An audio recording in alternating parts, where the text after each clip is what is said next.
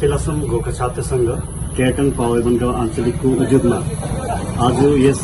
पावे बनगाउँको यस शिव मन्दिरमा यस स्थानमा अखिल असम गोर्खा छात्र संघको राजकुवा शाखा समिति महिला शाखा समिति गठन गर्नुमा हामी सक्षम भयौं र यस महिला शाखा समितिमा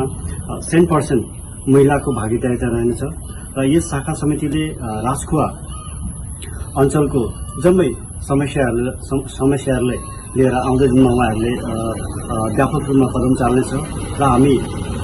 केरटङ पावे बनगाउँ आञ्चलिकको अन्तर्गत यस शाखा समितिमा रहन हुने जम्मै यस 9 शाखा समितिको कर्मकर्ता रहनुलाई अखिल असम गोर्खा छात्र संघ केरटङ पावे बनगाउँको भएर म हार्दिक अभिनन्दन म ज्ञापन गर्न चाहन्छु र म दृढ विश्वासी छु आउँदो दिनमा यस शाखा समितिले यस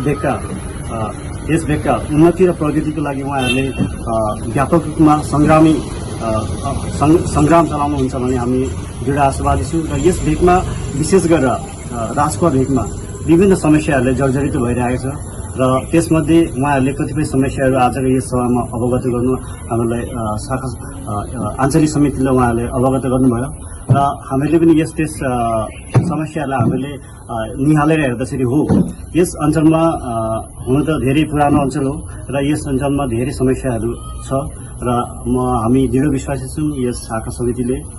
यस महिला शाखा समितिले आउँदो दिनमा उहाँहरूले आञ्चलिक समितिसँग उहाँहरूले सल्लाह परामर्शको साथमा र सल्लाह परामर्शसँग उहाँहरूले यस समस्याहरूलाई समाधान गर्नमा सक्षम हुन्छ भन्ने म धेरै दृढ विश्वासी छु र हेर्नुहोस् आज हामीहरूको यस भेगमा विशेष गरेर केरटङ पावे बनगाउँ आञ्चलिकका अन्तर्गत जुन चाहिँ शाखा समिति हामीले सफलपूर्वक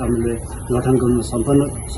सफलपूर्वक गठन गर्नुमा हामी सक्षम भयौँ यस शाखा समितिमा 100% महिलाहरूको भागीदारिता रहेको र यो अति गर्वको कुरा हो आज हाम्रो गोर्खा यस महाजातिमा यस गोर्खा समाज व्यवस्थामा जुन चाहिँ महिलाहरू पिछडिएको हामीले अनुभव भइरहेको छ तर उहाँहरू आज अघि बढेर उहाँहरू आफ्नो घर परिवारको जुन चाहिँ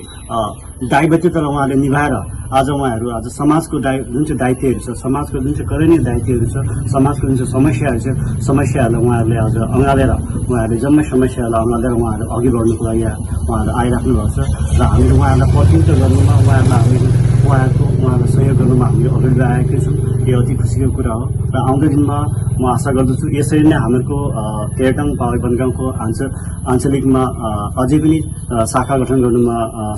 गर्नु छ यस शाखाहरूमा पनि यसरी नै महिलाहरू अघि बढेर आएर हाम्रो शाखालाई एकदमै साङ्गठनिक भेटी सुदृढ बनाउनुहुन्छ भन्ने म दृढ आशावादी गर्दछु र धेरै आशा राख्दछु र यति भन्दै आजको यस जुन चाहिँ मेसेज हजुरहरूलाई यति नै भन्दै म आजको मेसेज धन्यवाद। जय गोर्खा जय आखो।